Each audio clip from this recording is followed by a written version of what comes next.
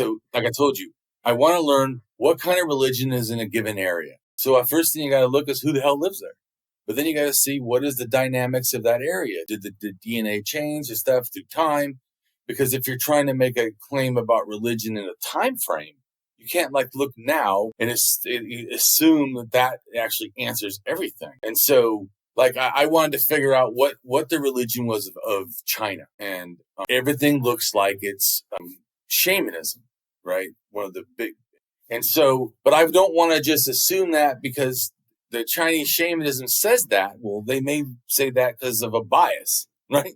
I mean, they may want it to be, yes, this is our thing, you know. So I need to look at it. Can I be convinced that there's a reason to also say that it's outside of some sort of a bias that they're doing?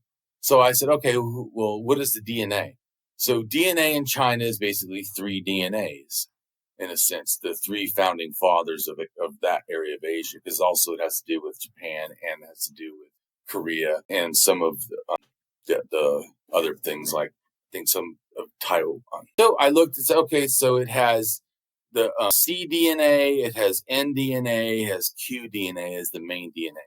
But so so I go, what is qDNA? qDNA relates to the Siberians. It is Siberian DNA, and it's the ones that were shamans and spoke the Yinsen language that relates to the people that go to the Americas. In fact, qDNA, which is in China, right, that I told you, one of the 3 main DNAs, that is 95% of Mexico all the way to South America for male DNA.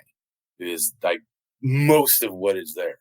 So, and then funny thing, they have shamanism. But that's what I was saying is, so that DNA over there has shamanism, same DNA here has shamanism, same DNA in China, also shamanism.